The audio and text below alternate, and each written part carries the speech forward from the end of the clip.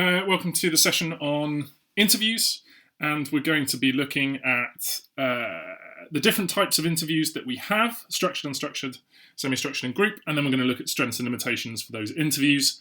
This is for paper 1, where there's a 10 marker, for your MIC question that involves knowledge of research methods on paper 1, and for your paper 3, 20 and 10 at the end of that paper. So let's look at the types of interview first of all. We've got structured interviews, which are pre-coded, they're standardized. So what we mean by pre-coded is the questions have already been written. They often have a set question structure, and they are written in order to create quantitative data or to give off quantitative data. It is encouraged for the interviewer to use the same tone of voice, the same body language. This is done through training of the interviewer. And so the whole idea behind structured interviews is to try and make sure that each structured interview of the participant is the same. Our second type of interview is unstructured. So this is when you have, again, one-on-one, but this time it's open and it's free-flowing, a little bit more like a normal conversation. The sociologist is able to just ask whatever questions come to their mind during the interview. Semi-structured is a combination of structured and unstructured. You might have, for example, 3 questions which are pre-coded, pre-written. They might even have A, B, C, D as possible answers to then give quantitative data, as in 20% of participants answered A.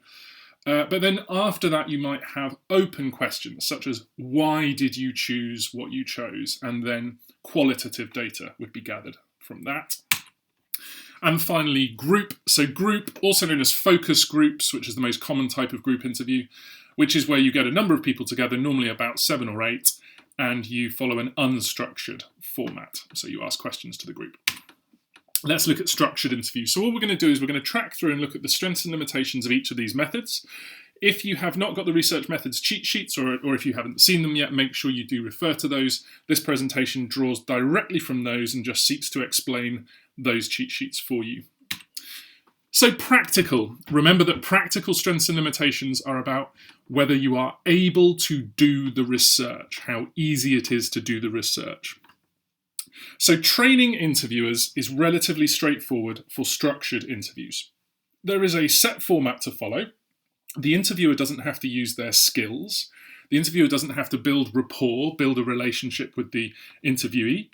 They just have to do what they're told. And all the questions are already written for them. This makes it easier and faster because you don't have to train these interviewers, and cheaper as well, because often you have to pay people to train your interviewers, or you have to use your own time, which comes out of your salary. The questions are standardized. So because of what we were just talking about, because the setup is so standardized, the questions have already been written, it is then easier and faster for everybody. It's easier for the interviewer to learn how to do it, but it's also quicker and easier for the interviewee to answer the questions. So often a structured interview might last around 5 minutes. It's more expensive, however, than doing questionnaires. A structured interview is basically a questionnaire with somebody standing over you, writing down the answers.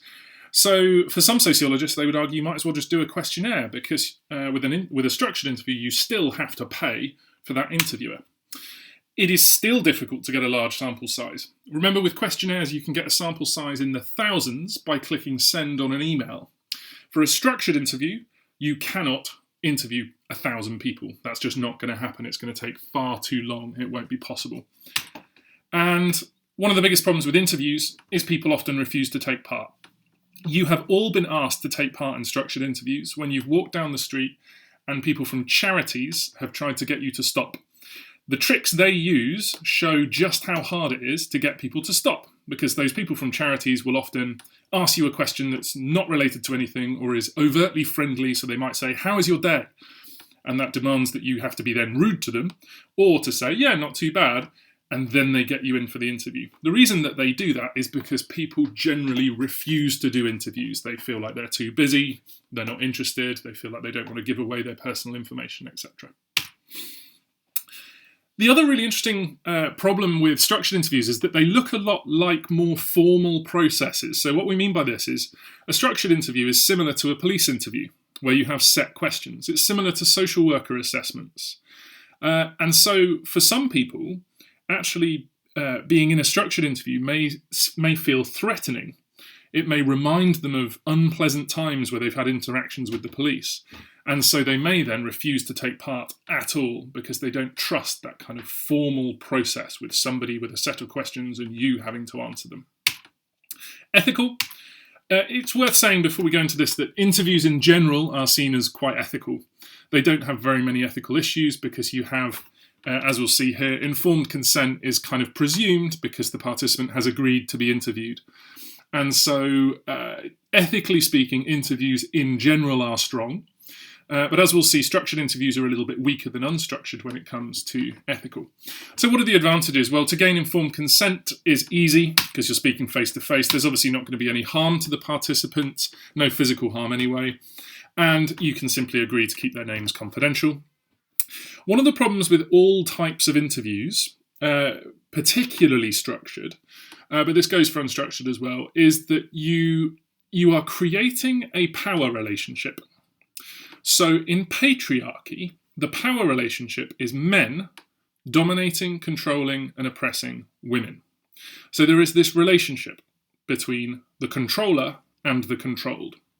What some feminists argue is that structured interviews, and interviews in general, but particularly structured interviews, set up that same power relationship. Interviewer in charge, interviewee powerless, weak, having to follow the path that they are being led down. And so for some feminists, interviews are actually a sexist method because they mirror patriarchy. Those particular feminists would probably prefer participant observation, where you actually understand and go into the role of that participant.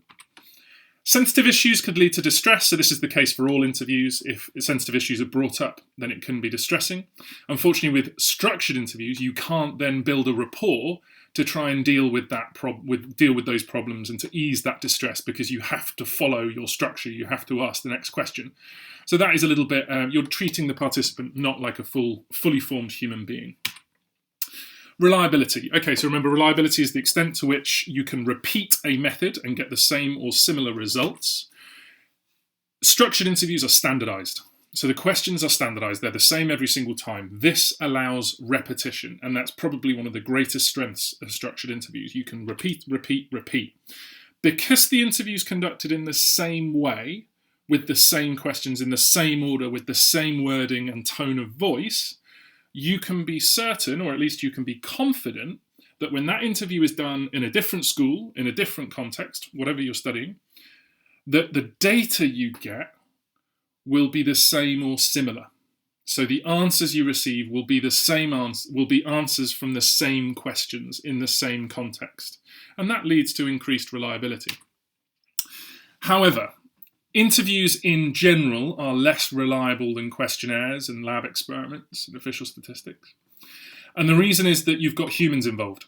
So as soon as you have an interview, you have two people meeting, and human beings are complicated.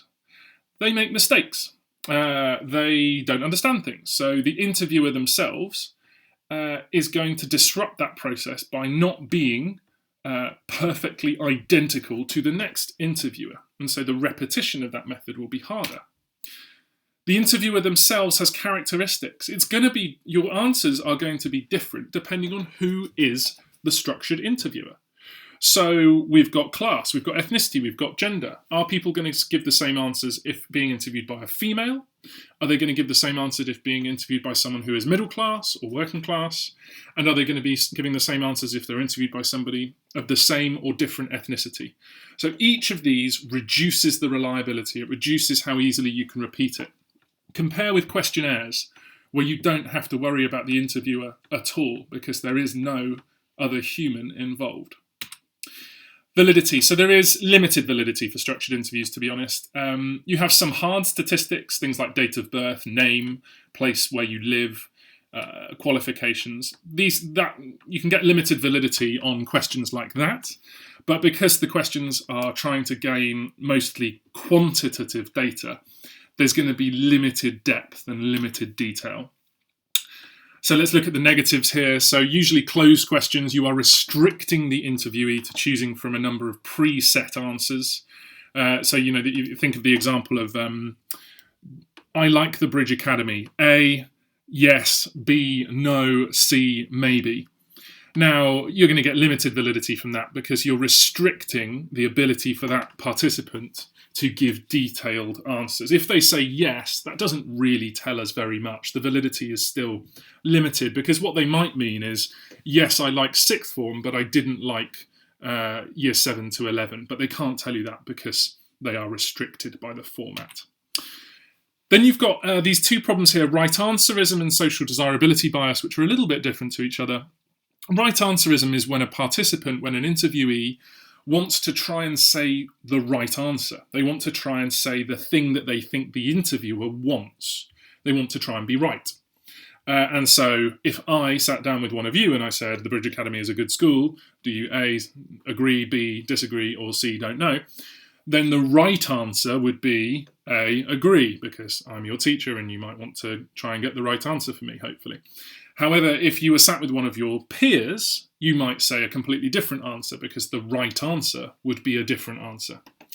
Social desirability bias is linked, but it's not the same. Social desirability bias is when you answer in a way that you hope will lead to you being liked. It's like conformity in psychology.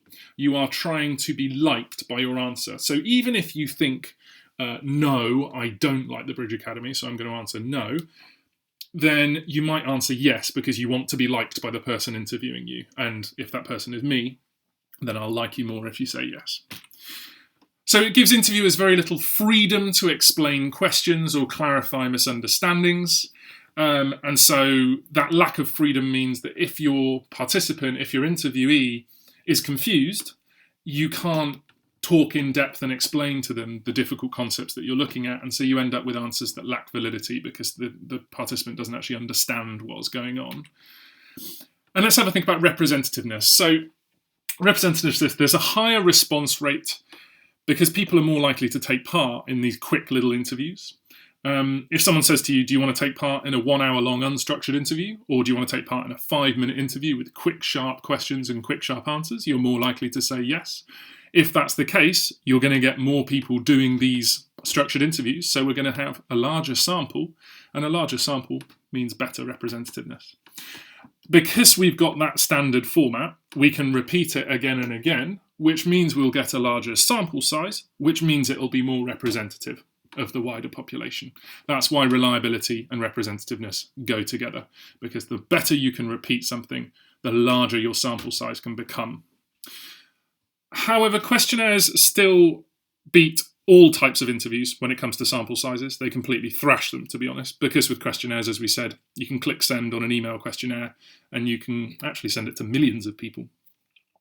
The sample may not be representative because of the unemployed or the elderly. So one of the biggest problems with structured interviews is that if you're going out onto the streets to try and do them, the people more likely to be on the streets are unemployed and elderly, people who aren't at work or school. And so your sample is then biased. You are disproportionately representing unemployed and elderly people in your sample. Now, is this a positivist or an interpretivist method? Well, structured interviews are preferred by positivists, as I'm sure you've guessed. They're reliable, they tend to give off quantitative data, and they are representative, as we just mentioned. So they are one of the positivists' preferred methods. Unstructured interviews. Now, these are completely different. So this is going to be an interpretivist method, and in many ways, it's the opposite of a structured interview. This is two people talking, having a conversation, and they can be talking for an hour, they could be talking for 2 hours, they could be talking for 10 minutes. There is no plan for the interview, there are no set questions for the interview. The sociologist doing the interview may have an idea of what they want to talk about. So, for example, they might want to look at racist labelling by teachers. But when they carry out that interview, they might shift and change and adapt what they're talking about based on what's in front of them. Okay, so practical. Now, straight away, you'll probably realise that this is not going to be a particularly practical method, but let's have a look at some of the advantages. You're not restricted by a fixed set of questions, and so you can explore whatever you want. Now, this is actually a practical benefit because you can study whatever you want. If in that conversation with that teacher about racist labelling, you realise that it's not the teacher who's doing the racist labelling, but rather the institution. it's the head teacher, it's the governors, it's the way the whole system is set up. You can just shift and change your questions on the hoof. With a structured interview, you can't, because all the questions are already written for you. The researcher can formulate new ideas and hypotheses and put them to the test during the interview. And there's no need to go away and draw up a new interview schedule, as there would be if you were using structured interviews as well. So all of this means is that you've got this flexibility to kind of direct the research however you want. However, time and sample size. So these take a really long time. Typically, unstructured interviews might last 30 to 40 minutes, even as long as an hour. So your sample size is going to be tiny in the end. You just can't interview that many people like this. They are really hard to do. You need to have proper sociological knowledge in order to conduct these interviews. And seriously good interpersonal skills. You can imagine if you don't get on very well with the person interviewing you, you are not going to answer truthfully. So the interviewer has to be trained, and they have to have good skills in speaking to people. If they don't, then the entire research will break down straight away. Now, you can build rapport, you can show sensitivity, which is an ethical advantage. You can make people feel like a human being, not like in a structured interview where they feel a little bit like they are just being used in order to help the research. This is actually you feeling like you're a proper human being giving proper answers. If something sensitive did come up, so for example, there's lots of unstructured interviews into domestic violence, you would be able to, as an interviewer, deal with that discreetly. Now that means carefully, privately. You'd be able to be kind and caring, and you'd be able to shape and adapt your questions to help that person through that interview. You couldn't do that in structured interviews, and you would never use a structured interview for something like domestic violence, because it would be incredibly insensitive to give A, B, C, D as options to somebody, rather than letting them talk about their own experiences fully. And participants might be put into situations that make them uncomfortable, so being interviewed by a man. For some women, particularly in that example of domestic violence is a very good one actually, being interviewed by a man about domestic violence might make a lot of women feel very uncomfortable. Interviews set up a power dynamic. We mentioned this last time. It's exactly the same for unstructured interviews. Now, they're not reliable, unstructured interviews. You can't repeat them because they are entirely unique. They are entirely unstandardized. They are not standardized. Each interview is unique, and so you simply cannot repeat them. Validity. The greatest strength of an unstructured interview is its validity. You can understand that person on a deep and meaningful level. We call this going through the process of Verstehen, and that's what Weber called it, the process of understanding another person. Verstehen in German just means to understand. You can also check for understanding on the part of the participant. You can see if they've understood what you've said, and then you can adapt and change and shift your answers. Imagine interviewing children in a school. It's incredibly helpful to be able to say, well, did you really understand that? Explain it back to me. And then you can change and adapt your interview as you see fit. And the answers you get, therefore, will be more truthful. They'll be more accurate. They do involve an interaction, though. So onto the disadvantages here, the limitations. They involve an interaction between the interviewer and interviewee, and this could distort the information. There might be bias. The interviewer might simply like the interviewee, and because of that, they let the fact that they like them change the way that they ask their questions. This is called bias, and that's why positivists really don't like unstructured interviews, because they see them as biased and unscientific. Investigator effects, you could have leading questions. A leading question, remember, is one where you ask a question in a way that presumes that there is one answer. So you wouldn't dislike the Bridge Academy, would you? Is a leading question where the clearly right answer is, oh no, of course, I like the Bridge Academy. Right answerism, again, as we mentioned before, and social desirability bias. Representativeness, so not representative, unfortunately, because your sample size is going to be tiny, absolutely tiny, and it's going to be really hard to generalize. Typically, you would do a set of unstructured interviews of about 5 participants. It's an in-depth understanding of a tiny, tiny sample.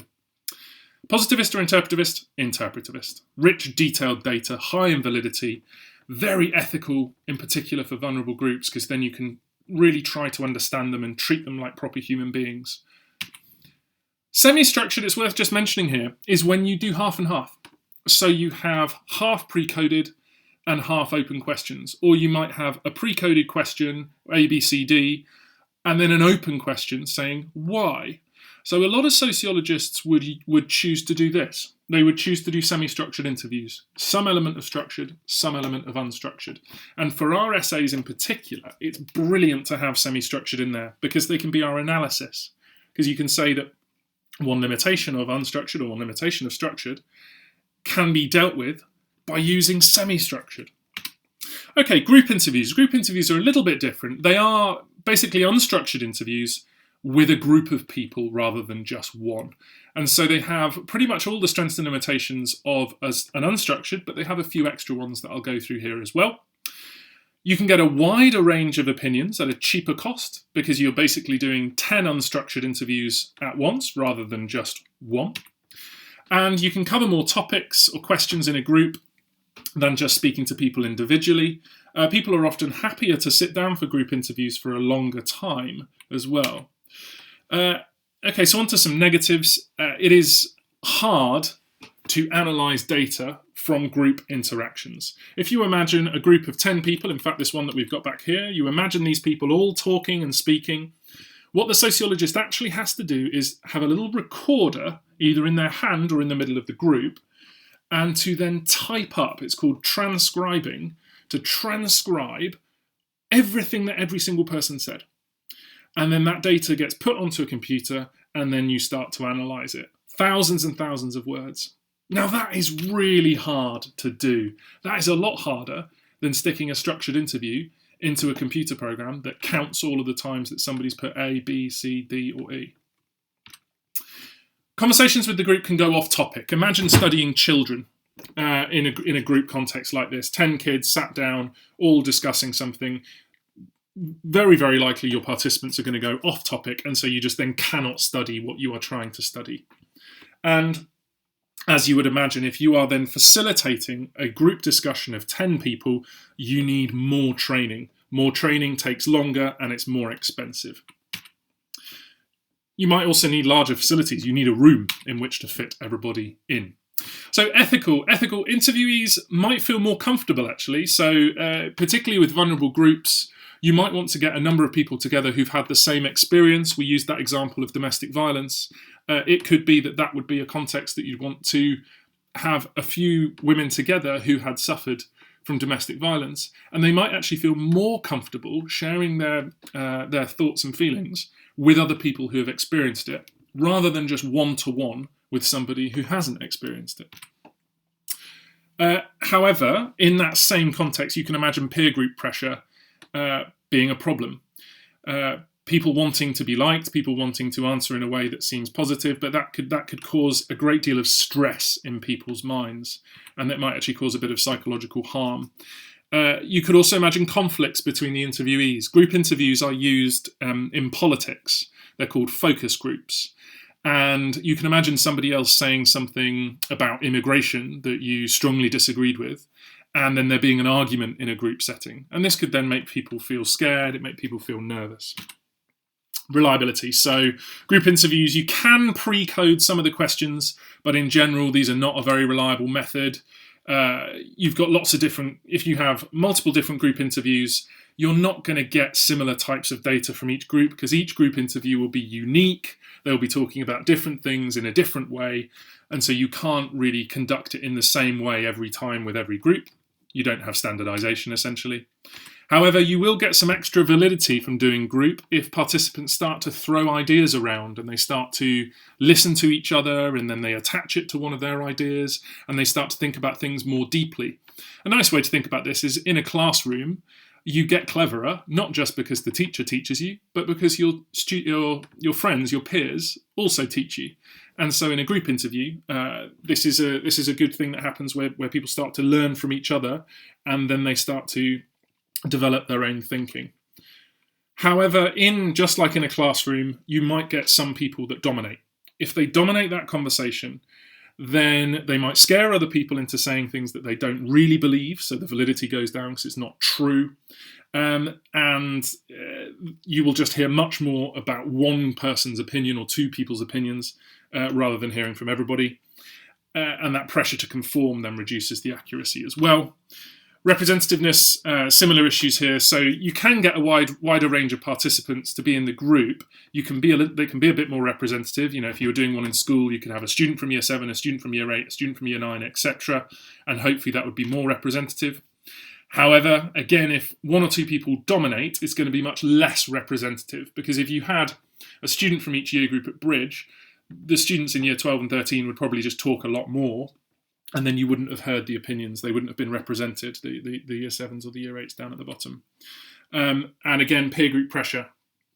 Not all opinions would be heard, as people would be trying to conform with other people, and so they might even just stay silent rather than actually speaking, because they just want to fall in line with the rest of the group. Is this positivist or interpretivist? It's interpretivist, deep, rich in detail, treating human beings like actual human beings, and that's the ethical advantage again. Okay, I've just made this little kind of summary table for you here, and this just shows you the relative strengths and limitations of each type of interview. It's worth just checking in with that, maybe even doing some learn, cover, write, correct, using this screen as a kind of initial stage, just so that you can have a bit of a snapshot into the relative strengths and limitations of these types of interviews. And here are some exam questions. Paper 1 and paper 3, as I said, although it will also be relevant to your methods and context question on paper 1. Outline and explain 2 weaknesses of using structured interviews in sociological research, unstructured interviews rather. Weaknesses, well, you're going to go representativeness and reliability here, I would imagine, as your 2 weaknesses that you choose, and then you just explain in detail. Outline and explain 2 strengths of using group interviews in sociological research, and you probably want to go validity and ethical for this one. And then apply material from item A, evaluate the use of structured interviews in sociological research. You can just talk about pretty much all the strengths and limitations for that question for structured interviews. Okay, hope that was helpful. Thank you for listening.